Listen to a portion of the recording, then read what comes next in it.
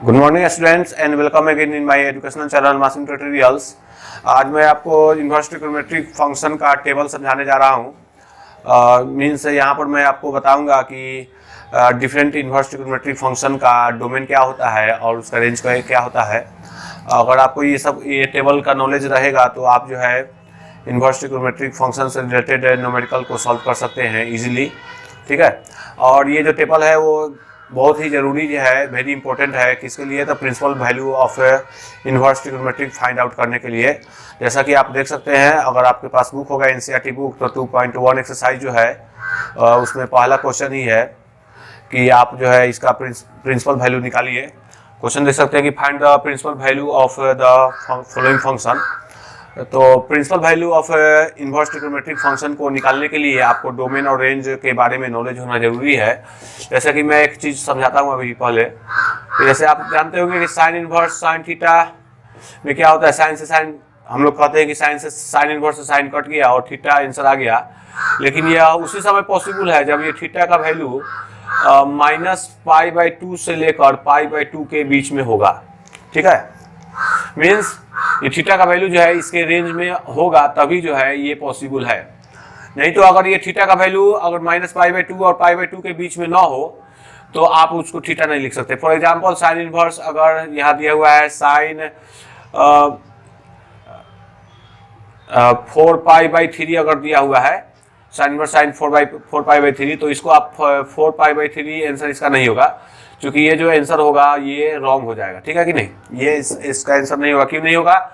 तो ये जो 4π/3 वैल्यू है वो -π/2 और π/2 के बीच में नहीं आ रहा साइन। तो इसलिए आपको इसका नॉलेज होना जरूरी है। इसी को मैं थोड़ा सा एक्सप्लेन कर देता हूँ कि साइन इनवर्स में डोमेन जो होता है -1 से 1 के बीच में होता है, और -1 और 1 भी हो सकता है, क्योंकि ये स्क्वायर ब्रैकेट है। स्क्वायर ब्रैकेट मीन्स वो वैल्यू भी इंक्लूडेड होगा। तो -1 से और 1 के बीच में डोमेन होगा तो उसका रेंज जो है -π/2 से π/2 के बीच में होता है। और ये जो है स्क्वायर ब्रैकेट है, मतलब -π/2 भी इंक्लूडेड है और π/2 भी इंक्लूडेड है। उसी तरह कॉस इनवर्स में, कॉस इनवर्स के लिए क्या जरूरत है कि डोमेन जो होना चाहिए -1 और 1 के बीच में होना चाहिए, और रेंज जो है 0 से π के बीच में होना चाहिए। ठीक है, आप ये डोमेन समझ सकते हैं कि -1 और 1 के बीच में क्यों बोल रहा है, क्योंकि साइन का वैल्यू हम लोग जानते हैं कि -1 और 1 मिनिमम -1 आता है और मैक्सिमम 1 आता है, इसलिए इसका डोमेन जो है -1 से 1 के बीच में है। उसी तरह कॉस का वैल्यू जो है मिनिमम -1 होता है और मैक्सिमम 1 होता है, इसलिए ये सभी का जो डोमेन है एक्चुअल में ये सब वैल्यू है ना। और रेंज जो है यहाँ पर 0 से π के बीच में है।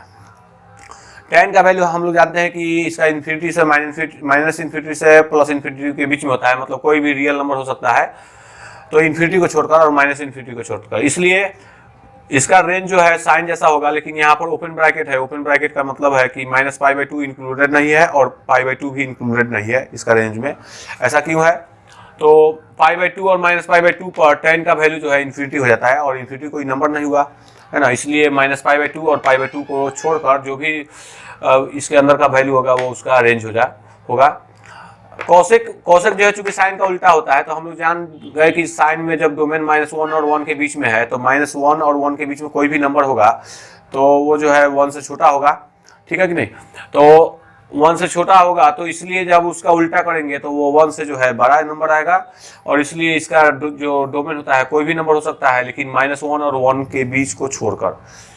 ठीक है, मतलब -1 और 1 के बीच में जो भी नंबर आएगा, जैसे अगर नंबर लाइन पर अगर आप देखेंगे तो अगर ये 0 है, ये 1 है और ये जो है -1 है, तो -1 और 1 के बीच में जो भी नंबर होगा, ये -1 इंक्लूडेड नहीं है, ये जो नंबर होगा नंबर लाइन पर,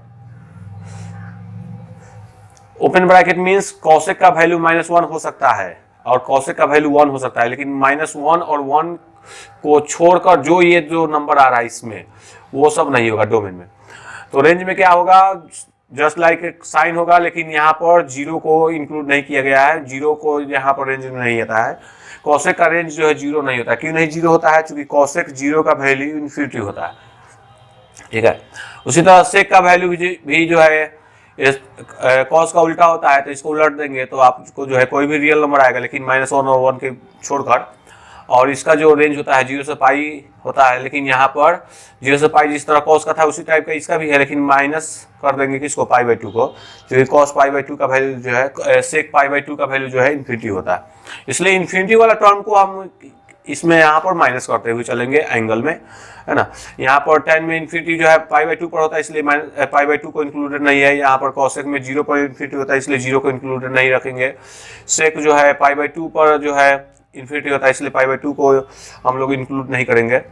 और कॉट में जो है डोमेन कोई भी रियल नंबर हो सकता है, क्योंकि tan का उल्टा कॉट होता है, तो tan में रियल नंबर है, कोई भी रियल नंबर, तो ये भी रियल नंबर होगा, लेकिन इसका जो रेंज है वो 0 से पाई होगा। 0 भी इंक्लूडेड नहीं होगा, पाई भी इंक्लूडेड नहीं होगा, क्योंकि 0 और पाई पर जो है उसका वैल्यू जो है इन्फिनिटी होता है। I hope you understand all this. तो अगर आपको ये सब नॉलेज रहेगा तो ही आप जो है प्रिंसिपल वैल्यू जो है फाइंड आउट कर सकते हैं। अगले दिन हम लोग जो है कुछ क्वेश्चन से रिलेटेड है, कुछ क्वेश्चन का हम लोग जो है प्रिंसिपल वैल्यू फाइंड आउट करने की कोशिश करेंगे। So thank you, have a nice day.